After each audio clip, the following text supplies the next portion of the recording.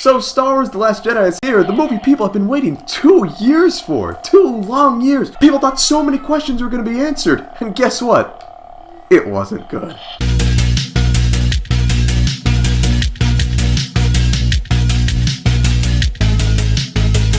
Yo, what is up guys, and welcome to Mc80s Entertainment. I'm your host, and today we're going to be going over a review of Star Wars The Last Jedi. Now, going into the movie, I had, just like everyone else, I had very high expectations.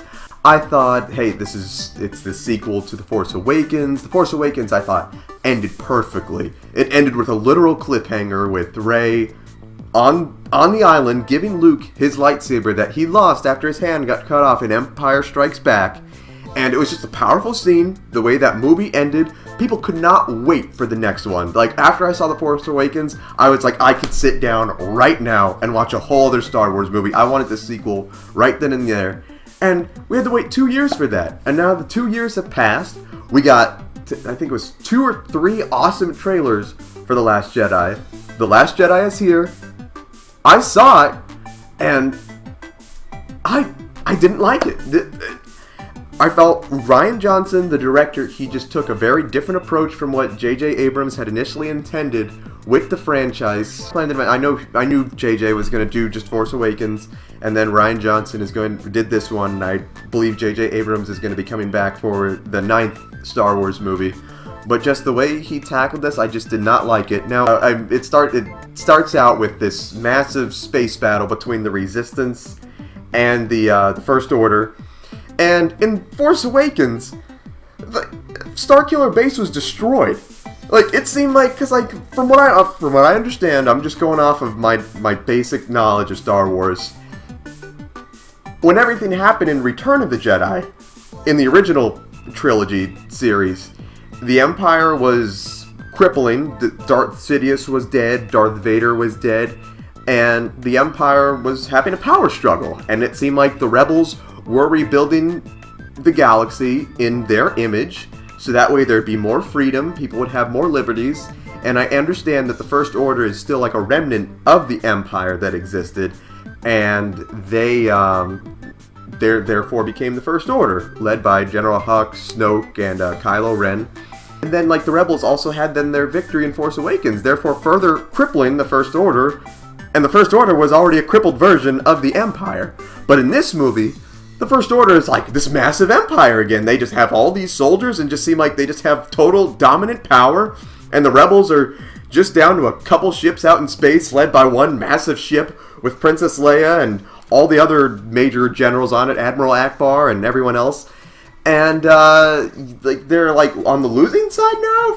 From the last movie, you thought that the Rebels would be on the winning side. Like, they've destroyed 3 Death Stars already. I mean, the one Death Star 1, Death Star 2, and then the Mega Planet Death Star. I mean, the Empire seems like they only have one trick pony, and that's Death Stars, and the Rebels keep blowing them up. But yeah, it seems like they're now Empire's just magically in power again, and they're just tailing after Princess Leia's ship that's running out of gas, and they figured out a way to tag it and track it in hyperspace, and they just follow it in hyperspace. And like, it just starts with this like massive space battle with Poe leading the Resistance fighters, trying to destroy one of the First Order ships, and like he's like making fun of General Hux. And he's like acting like he can't hear him or whatever. It honestly felt like your very generic like Marvel joke. Like, you really felt the Marvel Disney humor seeping in already. Like, it seems like Disney is just like copying and pasting the same formula to each of their franchises now.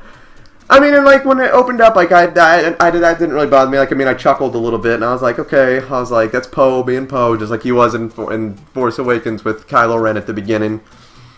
But like, I just felt like that whole opening scene was just like, I didn't care for it. Like, it wasn't an attention grabber like Force Awakens was. Like, Force Awakens ended with intrigue, with Poe being chased by the First Order, and then introducing Kylo Ren and everything. And I know you can't do that again with this movie. You have to, of course, it's a different director, so he's taking a different approach.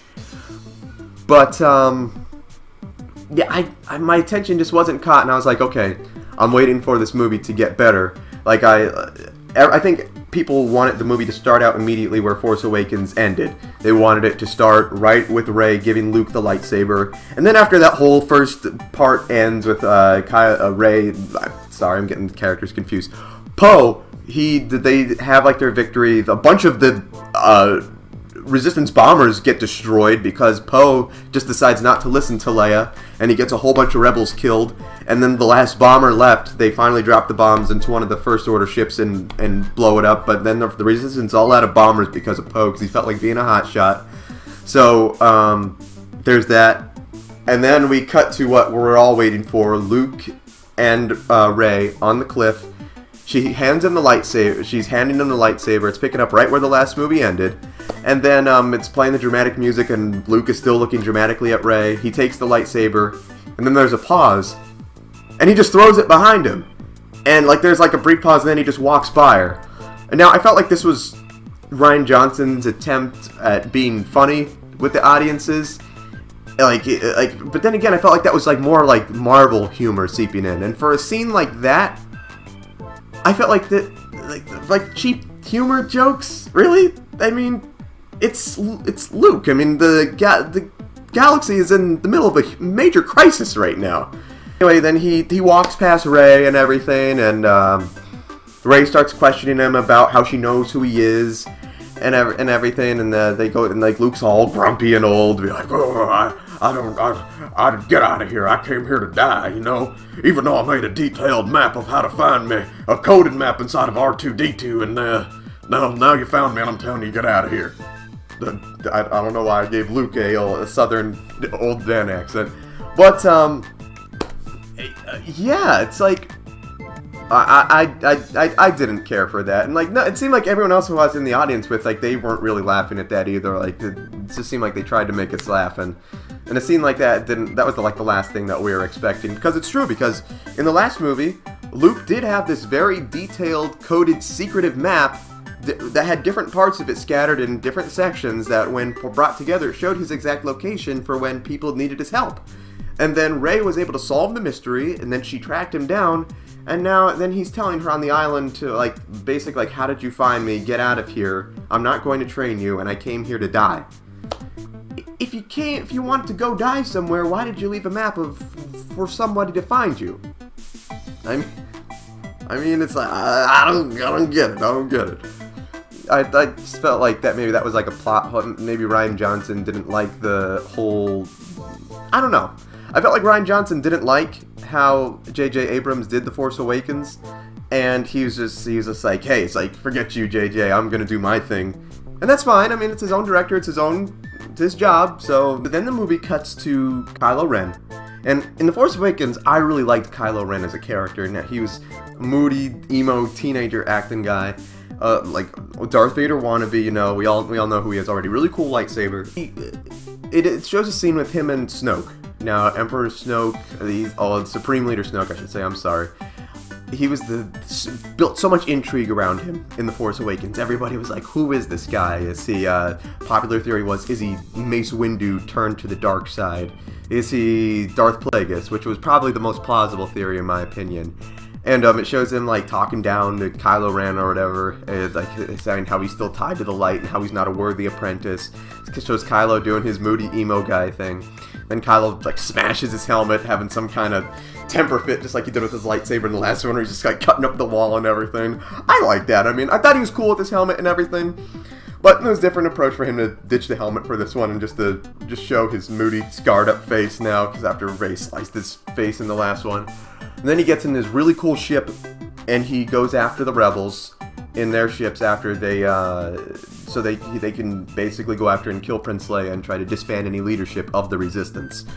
And it ends up in this massive, cool space battle, like more what you've come to expect basically out of a Star Wars starfighter scene.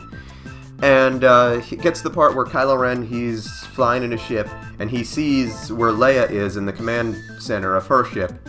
And it shows same scene from the trailers where it looks like he's going to fire on her, and then it cuts her between her face and then his face. And he ultimately decides, because he's still somewhat tied to the light, he decides not to fire on her. And one of the other ships comes and blows it up with her and the other commanders in there. So like Admiral Akbar is dead. Everybody's dead. It seems like, and of course, and it seems like Leia is dead too. Just blows it up. And then in a couple scenes after that, she's still alive, floating in space, fully intact. No one else is fully intact, but for some reason she is. She's covered in like this force shield thing, something like that.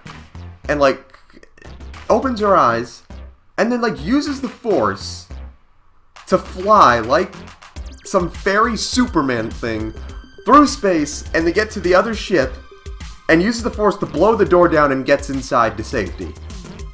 She's like all covered in ice and everything, and is yet somehow to survive the vacuum of space and fly like Superman with the force through it. Now, I understand this was supposed to be like some moving like really cool scene to try to I don't know, but it really just whatever approach that they were going for, it came across as cheesy and weird. Because one, like Carrie Fisher is already dead. If she was still alive, I guess the scene would be a bit more interesting because it would show her development as a Force user. Because, I mean, I understand that her scenes were already shot and done for this movie, and they had to go with that. But honestly, if they just kind of went with her dying in that explosion, I felt like that could have been great. Like a great, and there could have been a great emotional send-off for her. Like they could have had like a funeral and everything for her after that in some good scenes. I don't know. I just didn't agree with Force flying Leia. Now, like I said already, I understand that she's a Force user. It was revealed back in Return of the Jedi all those years back, and I know people like, oh, but you don't know what Luke could have taught her between all that time. But to survive in space? I mean, in the prequel trilogy, Plo Koon needed a special mask to survive the vacuum of space. I didn't know that was a thing for Jedis to be able to survive in space and use the ability to fly like Mary Poppins fairy Superman. It didn't make sense to me. Then it shows Rey on the island with Luke, and she eventually, R2-D2 ends up he's on the ship with them and everything, and then he plays the old transmission.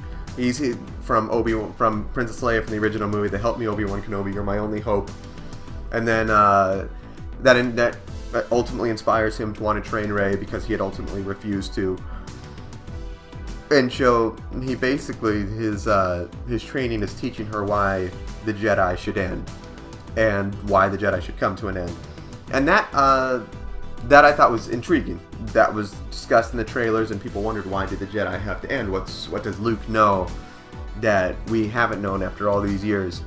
And then when the training starts, Rey, he's telling her to breathe and to reach out, and that was in the trailer too. And when Rey she starts feeling all the life in the island through the Force, and I thought that was cool. It was emotional. It was like Jedi Force stuff going on. And then she has a vision of this dark hole under the island, and it was like all the evil in the island, and ultimately like all the evil in the world reaching out and calling to her and tempting her. Basically, it seemed like the dark side finding Rey and trying to entice her to come to the side of evil ultimately. And she's intrigued by it, and reaches out to it, and then that freaks Luke out. Luke starts all bugging out after it, and he's scared that she didn't even try to resist that evil. Now this I thought was very intriguing. I was like, where is this going to go? What is this going to lead to? Is Rey going to turn evil? Like it seemed really cool, and it was honestly a little bit scary in my opinion. Like when it just showed the camera peering into like that dark, evil-looking hole with all that darkness just seeping out of it. I thought that was pretty cool. And then it turns out she starts having these visions of Kylo. She starts seeing him, and he starts seeing her through the Force. Now Kylo can't see exactly where she is. But she can't. He wasn't able to see her at first. He was just able to hear her, but she was able to see him where he was, and they start talking to each other through the Force on their Force phones, and it's cool because they start having a dialogue back and forth from each other, And at first, Rey is like, "Oh no, you're evil. Get away from me. I don't want to talk to you. It's like you're a monster. You're a monster." And but then, as the more those scenes go on, Kylo basically starts using his, I guess, charisma and his words to start enticing Rey and start kind of drawing her in and pulling her in a little bit more. And they have like a little bit of flirtation, it seems like, going on. Like she starts kind of seeming intrigued by who he is as a character, and that he seems like that he could be redeemed, that he can be saved, and that she's the one who has to save him. Because she finds out from Luke that about like what happened when Luke was training Kylo as a kid. Like Luke at first just makes it seem like that Kylo was just nuts and that he used the Force to bring the building down on Luke, and then just went and just killed all his students and then became the evil Kylo Ren that we know. And then, but as more Kylos begins to talk to her, his side of the story is revealed that he saw Luke try to kill him in his sleep, and then that's why he brought the building down on him and then became Kylo Ren, because he felt betrayed by Luke and ultimately felt betrayed by the Jedi, and then thought Snoke was the one to help him bring balance and order to the galaxy, because he saw through the lies of the Jedi, like Anakin did. Rey again, she's talking to Luke, and then she starts talking to Kylo again, and then her and Kylo are talking in their little romance hut there. She's in by her fireside. It's raining outside, and Kylo starts talking to her again, and he wants her to come visit him. He wants to show her something, and so he tries to trick her into thinking that he is going to be redeemed, that he can be turned to the light. And then she agrees to go see him, and then Luke sees the two of them talking through the Force, and that scene I thought was pretty cool, because he didn't know that she was talking to him through the Force. He sees that, and then he just goes, "No!" And then he uses the Force to just destroy like the whole hut, and it just completely falls apart. Then it finally showed some of Luke's Force powers that I was dying to see, so I thought that was pretty neat. And then him and Rey get into an argument, and then I do believe, and this, like I said, I didn't need to see the movie again, then Rey leaves, and then she has to, then she goes after she goes after Kylo, she goes to find him, and then she goes to the Snoke ship where Kylo is. They go up in their little elevator together, and then they go to Snoke, and Snoke starts doing this whole bad guy spiel to her, based more like Emperor Palpatine seeming stuff.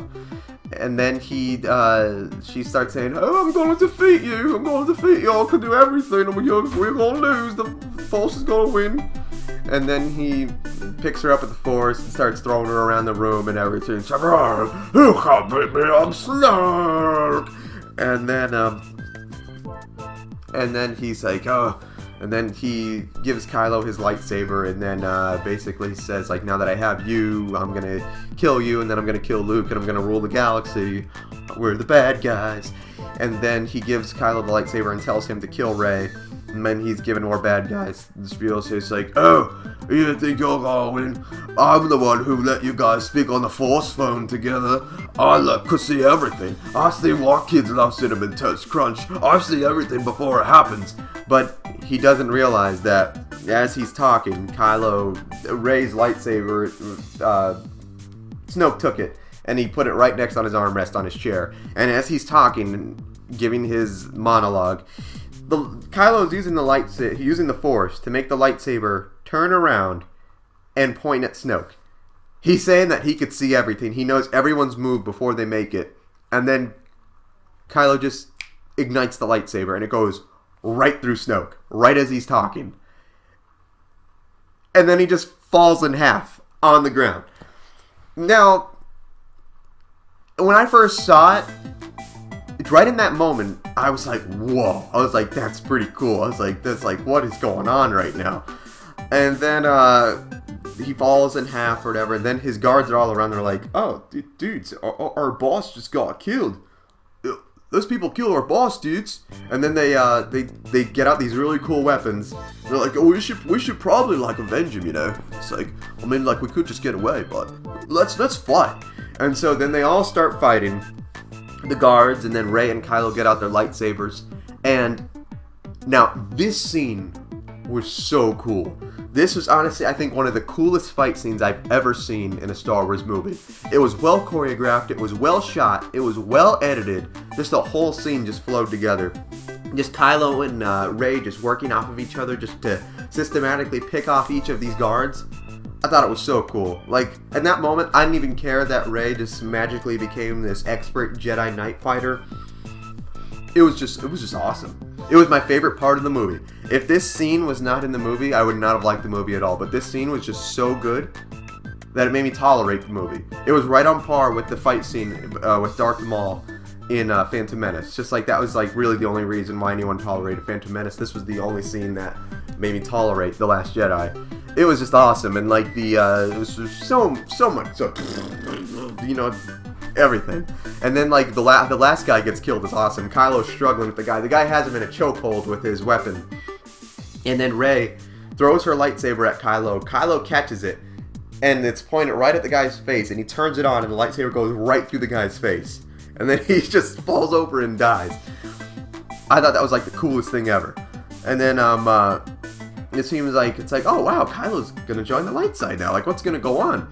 And then Rey tries to go. It's like, oh, come on, come with me. And then Kylo's like, oh no, baby, you come with me. You're gonna join the dark side, right? We're gonna rule the galaxy. And then she says, oh no, you're still bad. And then they fight. And then they start fighting. And then they get in a fight over Rey's lightsaber, and they're both using the Force to try to get it. And then they break Rey's lightsaber, and then Rey gets away. And then Kylo's like, oh, I'm the Supreme Leader now, man. It's like, I'm gonna take over the galaxy now by myself. If I can't have you, I'm just gonna kill you. And then I don't know. And then let's just when it goes, let's just fast forward to the end now. Oh, Finn, Rose, and a bunch of other rebels, they get in like these speeder-looking things. It was supposed to be reminiscent of the Battle of Hoth from Empire Strikes Back, because this was the Empire Strikes Back of the movie. And the whole planet looked white. Like, it looked like it was white, like the snow from Hoth. And then the one guy touches the ground, because like whenever anyone would step on the ground or anything would go on the ground, it was real that it was like red underneath. And that looked cool. Like the shot of them in the speeders going against it with all the red dust kicking up. That was cool. And then the guy touches the ground and he licks it and he goes, oh, it's salt. Kind of like, oh, it's salt. Not like snow from Hoth, but it sure looks like it, right? Wink, wink. You get that, right, fans? Wink, wink. And then they have their battle, but it wasn't even really a battle, because they're like in these speeder things going towards the First Order, who has like this giant cannon that they're going to use to blow up the rebel base or something. And like then they're riding on these things, and then they're like okay, then it's like, then Poe's like, oh, wait a minute, this is pretty dangerous, guys. How about we back up? Like, let's go away. And then it's like, well, yeah, it's like, I thought they were like planning something. They're like riding the thing. It was basically like the equivalent to like riding, you and your bunch of buddies getting on motorcycles and riding it towards like a thing of tanks. Looks cool. Looks very impractical. And then anyway, Finn is like, no, man, it's like, we gotta stop the First Order. And it looks like now he's going to ride his speeder into the cannon that the First Order is using to destroy the rebel base. And it's a really emotional scene. Like, it seems like Finn is going to die. And for the first time in the movie, like, I actually felt emotionally invested in Finn. But I was like, oh man, Finn is really gonna die right now.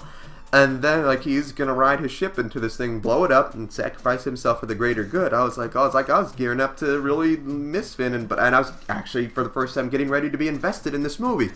But then, nope, here comes Disney, because they like to play everything safe, and they don't like to take any chances. Rose comes out, and then uses her ship to smack into Finn's, and then saves him, because there can be no real high stakes. Because they killed Han Solo, so it's like we can't do something like that again for another couple movies. Then Luke comes to the island, to the planet, salty planet, and then he says he looks all young for whatever the reason. Now for that reason, that was actually pretty cool. He talks to Leia and consoles her, and then he goes out. And now all the rebels are hiding. He comes out in front of all their AT-ATs, all their troops and everything. He's the only man there. And that shot of him walking toward them was just, that was cool. And then, I'm expecting, and I'm just expecting it to go down. Like, I was like, he has practiced his skills for years, over 30 years, and are finally going to get to see it come to fruition, just like what Luke can do. He takes off his hood and everything. I'm like, whoa! I was like, what's going to happen? And then Kylo, he's like, oh, fire every weapon you have on that, man. And then they start firing all their weapons on him, all the AT-ATs, all the ships and everything. It's just a barrage of just lasers coming down on Luke. Just it all coming up in the ground and everything. And the Hask goes to Kylo after like a minute of shooting. He goes, I think you got him. And then they stop, and then the dust and everything settles. Luke is still standing right there and just brushes it off like it was nothing. I thought that was cool. And then I was waiting. I was like, okay. I was like, he's just going to use the Force right now just to bring down these AT-ATs like dominoes, or just like make them implode or something like that. But, no. No, that didn't happen. And then Kylo comes down in his ship, and I was like, he's like, bring me down to him. Bring me down to him. And then, no, he doesn't talk like that anymore. He doesn't have his mask. Then Kylo comes, he wants to face him, so he comes down in his ship, and then he gets out his lightsaber. He takes off his coat too. I'm like, oh, they're like, this is getting ready to go down. I was like, this is gonna be awesome. I was like, because we didn't get a really good skilled lightsaber fight in the last one. It was unfair because Kylo was shot, and Rey can just do everything. So she basically kicked his butt in the last one. But so I think they're getting ready to fight. But no, it was just a bunch of standing around and talking. Like they're like Kylo's just pointing his lightsaber. Hold on. He's just like this the whole time, just trying to look all mysterious and everything, with his hair just blowing in the wind. And he just keeps pointing it at Luke like some kind of like it was like stupid. And then it's revealed that after all this, Luke's just a hologram. And then he tried, because Kylo tried to stab him with the lightsaber, and then it just went through him. And then he's like, and then he's like keeps poking at him. And then but then it shows Luke is really still on the island, just meditating on his therapy force rock there, projecting himself across the galaxy. Now it was cool. I was like, wow. I was like, that's a force power that we have not seen before. I was like, he's able to force Skype himself across the galaxy, and so that was cool. He was just really just buying time for the rebels to escape. These shiny Pokemon foxes show them how to escape the cave that they're in, because there's another exit on the other side there. And so then they're escaping, and then just as soon as they have time to escape, then Luke dies. Yeah, so then he just dies. And it shows his little, shows him on his little Force therapeutic rock, just kind of floating there, all sweating and everything. And then he just falls over, and then just turns into, gives up the ghost. And you see his clothes just kind of fall there, just like Obi-Wan's did when he died, just like Yoda's did when he died. And he just goes to join the Force up in the sky. And then, so he dies. He's dead. It's like one trick pony. It's like, oh, I can only do my Force hologram once, but then it kills me. I really felt like it was a waste of a character in Luke Skywalker. We were waiting years to see what happened to Luke. Like, Return of the Jedi happened over 30 years ago, and now we get this. We get him right at the end of Force Awakens, and we're like, oh man, what's gonna happen to Luke, man? It's like, you saw him on that rock? It's like, oh, he's so powerful now, you know? He gonna do something great. And then, but no. He did one great thing. He did his Force hologram, and then he died. Like, I felt like that was honestly disrespectful to the character of Luke Skywalker. Now, and this is all fiction or whatever. It's like, I mean, this really has no effect on our real lives at all. But, like, I mean, Luke's cool. Like, this, like, and I know it's going for the new hero and Rey and everything. Luke's story has already been told. I don't know. Like, I was at least just expecting a cool lightsaber fight between him and Kylo, or just to show him use, like, I just wanted to see him use the Force just to take down that whole army of troops and of machines. I just thought that would have been the coolest thing. Best for making him go out like a little punk like that. I don't know. We all knew Luke was gonna die. He had to. I mean, Mark Hamill's getting up there in age, so he has to finish these movies. But I would have liked to seen him go out just maybe a bit better. Like, I have a better send-off for him. The rebels escape. They they follow the foxes, but it turned out the foxes were little Pokemon things, were sliding through these cracks in the rocks, and of course they're humans, so they can't fit through. And then Rey is on the other side, and of course her just being able to do everything, she uses the Force to make all the rocks go away. It was supposed to be this real powerful, I guess, inspirational scene, but I honestly just thought it was pretty annoying, considering she can already do everything already.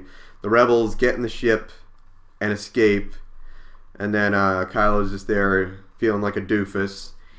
And then and then it cuts the scene of like the stable kids who are freed from the cat dog races, and like the one kid uses the Force or something to get a broom to clean the stall with, and they have their little inspirational rebel rings that Rose gave to them, and they see one of the ships, I think it was Rey's ship, that flies by in the Millennium Falcon. And then the movie just ends. Like, I thought that was like, the movie started weak. It had a weak middle, and it had a weak end. Like, with just layers of disappointment. It was just a big disappointment sandwich, in my opinion, with just... It wasn't good. Like I said, I need to see it again. And like I know there was a lot of people who loved it. There's also a lot of people that hated it. I went into this movie with high expectations. I deleted my Facebook app the week of this movie, so that way I wouldn't have any spoilers. I didn't look at any reviews. I didn't look at anything. Like, I automatically just thought, of course, it's going to have positive reviews. And on Rotten Tomatoes, like, the Rotten Tomatoes score is super high. It's in the 90s. I think it's like at 95 or 96% right now. The audience score is like at 59% last time I checked, which is actually lower than Justice League. Justice League's is like 20% higher, I believe, which is saying something.